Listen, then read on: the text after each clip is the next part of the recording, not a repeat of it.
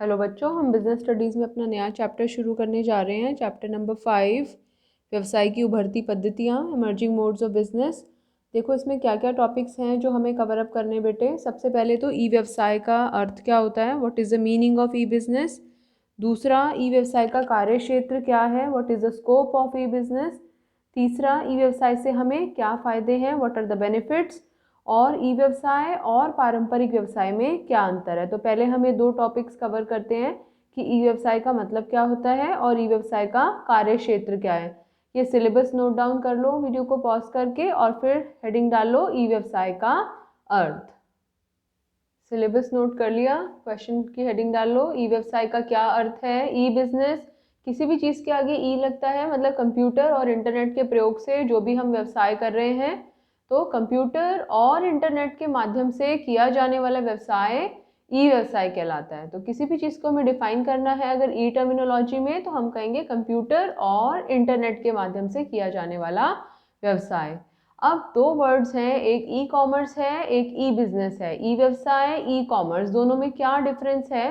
पूरा डिफरेंस तो हम यहाँ पे डिस्कस नहीं करेंगे, लेकिन हाँ ये ज़रूर समझने की कोशिश करेंगे कि दोनों में से ब्रॉड कौन सा है या फिर व्यापक या विस्तृत कौन सी टर्मिनोलॉजी है। अगर हम ई व्यवसाय की बात करें बेटा, तो ई व्यवसाय एक विस्तृत शब्द है, बड़ा शब्द है, और इसमें इलेक्ट्रॉनिक माध्यम से किए जाने वाले विभिन्न व्यावसायिक लेन देन और कार्य सम्मिलित है। सब कुछ इन्वॉल्व है इसमें। जो भी कंप्यूटर और इंटरनेट के माध्यम से बिजनेस से रिलेटेड जितने भी काम किए जा रहे हैं, केवल वस्तुओं और सेवाओं का लेन देन ही सम्मिलित नहीं है, और भी बहुत सारी चीजें हैं। जबकि ई कॉमर्स क्या है, ई कॉमर्स ई व्यवसाय से छोटा शब्द है, संकुचित शब्द है, और इसमें फर्म के अपने ग्राहकों और आपूर्तिकर्ताओं के साथ जो इंटरनेट पर पारस्परिक संबंध है, केवल वे सम्मिलित हैं। तो एक बिजनेस के अपने कस्टमर्स के साथ में, अपने ग्राहकों के साथ में जो रिलेशन है, अपने सप्लायर्स के साथ में जो रिलेशन है, वो ई कॉमर्स से रिलेटेड है। लेकिन ई व्यवसाय में ई कॉमर्स भी सम्मिलित है और इसके अलावा भी और बहुत सारी टर्मिनोलॉजीज हैं। तो ई व्यवसाय और ई कॉमर्स में से क्या बड़ा हुआ, ई व्यवसाय, क्या शॉर्ट हुआ, ई कॉमर्स। और ई व्यवसाय के अंदर ही ई कॉमर्स सम्मिलित है। ई व्यवसाय में ही ई कॉमर्स किया जाता है, यानी कि फर्म जो अपने ग्राहकों से रिलेशन मेंटेन करने के लिए, वस्तुओं के आदान प्रदान के लिए, या अपने सप्लायर से वस्तुएं लेने के लिए जो भी कंप्यूटर और इंटरनेट के माध्यम से काम करता है, वो तो ई व्यवसाय में आता ही आता है। इसके अलावा भी कुछ चीज़ें होती हैं जो अभी हम डिस्कस करेंगे जब हम ई व्यवसाय का कार्य क्षेत्र डिस्कस करेंगे। इसे नोट कर लो। नाउ द नेक्स्ट हेडिंग, ई व्यवसाय का कार्य क्षेत्र। What is the scope of E business. देखो बेटा, ई व्यवसाय का कार्य क्षेत्र बहुत ही विस्तृत है और इसमें ये चार चीजें सम्मिलित हैं। ये ऐसे ड्रॉ भी कर सकते हो आप, B2B, B2C, C2C and intra firm. B2B, B2B का मतलब business to business. B2C, B2C का मतलब business to consumers. C2C, C2C का मतलब कस्टमर्स टू कस्टमर्स या consumer to consumer. And intra firm, intra firm का मतलब होता है एक ही फर्म के अंदर जो अलग अलग विभाग हैं, अगर वो कंप्यूटर या इंटरनेट के माध्यम से एक दूसरे से जुड़े हुए हैं, तो उसे हम इंट्रा फर्म ई बिजनेस के नाम से भी जान सकते हैं। तो B2B ट्रांजैक्शन, व्यवसाय से व्यवसाय तक, फर्म से फर्म तक। B2C, व्यवसाय से ग्राहक तक, फर्म टू कंज्यूमर्स। C2C, ग्राहक से ग्राहक तक। और इंट्रा फर्म होता है हमारा अंतः फर्म, इंट्रा फर्म, अंतः फर्म। तो ये चार चीजें हैं जो हमारे ई व्यवसाय के कार्य क्षेत्र में आती हैं। चारों को एक एक करके डिस्कस करते हैं। सबसे पहले B2B की बात करते हैं। नंबर 1, हेडिंग डाल लीजिए, B2B, फर्म से फर्म तक। इस लेन देन में दोनों छोर पर व्यावसायिक फर्म होती हैं, दोनों एंगल्स पे, दोनों टर्म्स पे व्यावसायिक फर्म है। फर्म ए, फर्म बी, एक फर्म दूसरी फर्म से संपर्क करती है। किन किन चीज़ों के लिए एक व्यावसायिक संगठन दूसरे व्यावसायिक संगठन से संपर्क कर सकता है।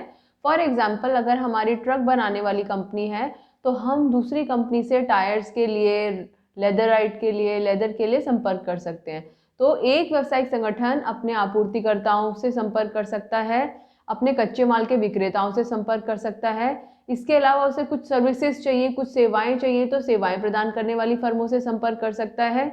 या फिर जिन लोगों को उसने यूज करना है अपनी वस्तुओं को बेचने के लिए, थोक विक्रेता, फुटकर विक्रेता, एजेंट्स, उनसे संपर्क कर सकता है। तो B2B में एक फर्म अपनी आवश्यकताओं की पूर्ति के लिए, अपने संगठन को सेवाएं प्रदान करने के लिए दूसरे फर्म से संपर्क कर सकता है। कैसे काम चलेगा? अकेले तो हम बिजनेस कर नहीं सकते, हमें किसी न किसी की हेल्प की ज़रूरत होती है, सप्लायर्स की हेल्प की ज़रूरत होती है, कच्चे माल के विक्रेताओं की हेल्प की ज़रूरत होती है। तो इसको नोट कर सकते हो। B2B में व्यावसायिक फर्म दूसरी फर्म से संपर्क कर सकती है, जैसे कि कच्चे माल के विक्रेता, थोक विक्रेता या फिर आपूर्तिकर्ता, जिसको कि हम सप्लायर्स भी बोलते हैं। Okay, now second, comparatively easier, firm से ग्राहक तक, B2C, business to consumers. Firm अपने ग्राहकों से संपर्क क्यों करती है? जब वो अपने ग्राहकों को सामान बेचती है, और खाली सामान बेचने के लिए ऐसा नहीं है, आफ्टर सेल सर्विसेज भी वो उसको प्रोवाइड करते हैं, विक्रय उपरांत सेवाएं भी देते हैं। तो जब एक व्यावसायिक संगठन या एक व्यावसायिक फर्म अपने ग्राहकों से संपर्क करता है तो उसे हम B2C की कैटेगरी में डालते हैं।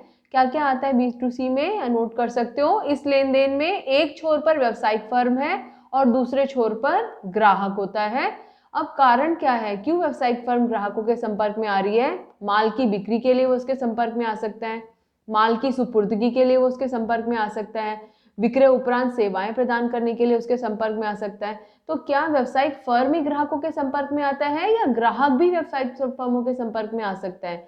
ग्राहक भी। ये टू वे कम्युनिकेशन है, हमें यहाँ पर एक एरो ना लगाकर हमें यहाँ पर दो एरोज लगानी चाहिए।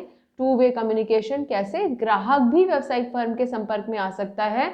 कब आ सकता है? जब उसे कोई इंफॉर्मेशन कलेक्ट करनी हो, जब उसे कोई अपनी वस्तु को वापस करना हो, कोई वस्तु ठीक करानी हो, कोई रिपेयरिंग करानी हो, एक्सचेंज करानी हो, तो ये सब चीज़ें इसमें सम्मिलित हो सकती हैं। उसे कोई वस्तु की जानकारी चाहिए, उसे अपनी वस्तु को वापस करना है, कोई विक्रय उपरांत सेवाएं उसको चाहिए, तो ये सब हम C2B में कैटेगराइज कर सकते हैं। पर हम इसको अलग क्लास ना बनाकर यहीं पर समझते हैं कि it is a two way communication from B2C, firm से ग्राहक तक भी और ग्राहक से फर्म तक भी। तो फर्म से ग्राहक हमारा दूसरा, पहला क्या था हमारा B2B, जब एक व्यावसायिक फर्म दूसरी व्यावसायिक फर्म से संपर्क करता है सर्विसेज के लिए, कच्चे माल के लिए।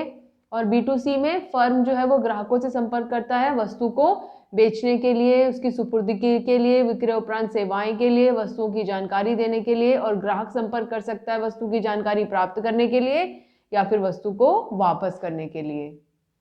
हमारा तीसरा जो लेन देन है ई व्यवसाय में वो है अंतः B commerce, intra B commerce, intra B transactions, अंतः बी ट्रांजैक्शंस या अंतः बी लेन देन। देखिए अंतः का मतलब क्या होता है, फर्म के अंदर ही एक डिपार्टमेंट दूसरे डिपार्टमेंट से अगर इंटरकॉम या इंटरनेट या कंप्यूटर ईमेल्स के माध्यम से संपर्क कर रहे हैं, बातचीत कर रहे हैं, तो उसको हम अंतः बी कॉमर्स में डालते हैं। एक विभाग दूसरे विभाग से क्यों बात करेगा? फॉर एग्जाम्पल अगर उत्पादन विभाग को पता लगाना है कि उसको कितना पैसा मिल सकता है तो उसके अकॉर्डिंगली वो अपना उत्पादन करना शुरू कर सकता है, या फिर उत्पादन विभाग वित्त विभाग को बता सकता है कि उसको इतना उत्पादन करना है तो उसके लिए उसको इतने पैसे की आवश्यकता है। तो बहुत सारी चीज़ें होती हैं। This is just one example कि एक विभाग दूसरे विभाग से क्यों बात करेगा, क्यों डिस्कशन करेगा। तो अंतः भी कॉमर्स में क्या हुआ, हम कहीं बाहर नहीं गए, फर्म के अंदर ही जब एक विभाग दूसरे विभाग से कंप्यूटर या इंटरनेट के माध्यम से संपर्क करता है तो उसे हम अंतः बी कॉमर्स या इंट्रा बी कॉमर्स के नाम से जानते हैं। तो यह लेन देन फर्म के अंदर के लेन देन को ही दर्शाता है, और इसमें दोनों छोर पर एक ही फर्म के अलग अलग विभाग होते हैं जो सूचनाओं और संसाधनों का आदान प्रदान करते हैं, इंफॉर्मेशन और रिसोर्सेज को एक्सचेंज करते हैं।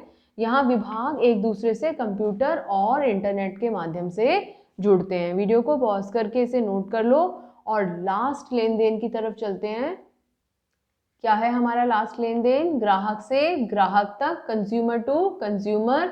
जब एक हंसता हुआ कंज्यूमर दूसरे हंसते हुए कंज्यूमर से बातचीत करता है, एक रोता हुआ कंज्यूमर दूसरे रोते हुए कंज्यूमर से बातचीत करता है। हंसते हुए और रोते हुए क्यों कहा? उसको कोई अपनी सामान उसको बेचना है, उसने कोई सामान खरीदा, वो अच्छा नहीं निकला, वो अपने साथी को बताना है कि भाई उस कंपनी का सामान कभी मत खरीदना। तो अपने विचारों के आदान प्रदान के लिए या कोई ऐसी चीज़ बेचने के लिए जिसके लिए कोई वैसे मार्केट अवेलेबल नहीं है, लेकिन केवल एक कंज्यूमर दूसरे कंज्यूमर से संपर्क करके उस वस्तु को बेच सकता है। कोई सेकेंड हैंड फर्नीचर है, कोई सेकेंड हैंड वस्तुएं हैं जो आप किसी दूसरे कंज्यूमर को ही बेच सकते हो, कोई फिक्स्ड मार्केट नहीं है उसके लिए। या कोई इन्फॉर्मेशन शेयर करनी है, आपने पूछना है कि भाई मैं वो फ्रिज लेना चाहता हूँ उस ब्रांड का, वो कैसा निकलेगा, या तुम्हारे घर में उस ब्रांड का फ्रिज है तो तुम्हारा कैसा चल रहा है, या किसी का बहुत अच्छा निकलता है तो वो अपनी एक्सपीरियंसेस को शेयर करता है। तो ग्राहक से ग्राहक तक में क्या होता है, दोनों छोर पर ग्राहक होते हैं। यहाँ उन वस्तुओं का लेन देन किया जाता है जिनका कोई स्थायी बाजार नहीं होता। For example second hand furniture, second hand books हो सकती हैं। आपने कुछ वेबसाइट्स का नाम सुना होगा जैसे Quikr.com या OLX। ये ऐसी वेबसाइट्स हैं जहाँ की ग्राहकों के संपर्क में आते हैं और अपनी वस्तुओं को बेच सकते हैं, अपनी गुड्स को सेल कर सकते हैं यहाँ पर। इसके अलावा ग्राहक दूसरे ग्राहकों के साथ में किसी भी प्रोडक्ट के बारे में, किसी भी उत्पाद के विषय में अपना अनुभव या अपने विचारों को भी साझा कर सकते हैं, अपने एक्सपीरियंसेस शेयर कर सकते हैं कि उन्होंने कोई वस्तु खरीदी तो वो कैसी निकली, अच्छी निकली तब भी एक्सपीरियंस शेयर कर सकते हैं, ख़राब निकली है तब भी लोग बता सकते हैं। आप देखते होंगे जब ऑनलाइन आजकल हम शॉपिंग करते हैं तो हम रिव्यूज़ पढ़ते हैं। वो रिव्यूज़ किसके होते हैं? वो ग्राहकों के रिव्यूज़ होते हैं, ग्राहकों के लिए होते हैं। कंपनी को भी उन रिव्यूज़ का इस्तेमाल करती है आगे अपने प्रोडक्ट में सुधार करने के लिए, लेकिन वो रिव्यूज़ ग्राहकों के बहुत काम आते हैं। जब भी हम किसी प्रोडक्ट को खरीदने के बारे में सोचते हैं तो हम देखते हैं कि लोगों ने क्या क्या रिव्यूज़ दिए हैं इसके बारे में, कैसा प्रोडक्ट उन्होंने बताया है और उसके अकॉर्डिंगली हम एक्ट करते हैं। तो ये हमारे 4 लेन देन हैं जो कि ई व्यवसाय के कार्य क्षेत्र में आते हैं। फटाफट रिपीट करते हैं एक बार, क्या क्या है। सबसे पहला B2B, फर्म से फर्म तक। दूसरा B2C, फर्म से ग्राहक तक। तीसरा इंट्रा फर्म, अंतः फर्म, फर्म के अंदर ही एक विभाग दूसरे विभाग के संपर्क में आता है। और लास्ट C2C यानी कि ग्राहक से ग्राहक तक। याद रहेगा ये? ओके। नेक्स्ट में हम ई व्यवसाय के जो 2 टॉपिक्स रह गए हैं, कौन से ई व्यवसाय के लाभ और ई व्यवसाय और पारंपरिक व्यवसाय में अंतर, ये डिस्कस करेंगे। ठीक है, thank you, God bless you.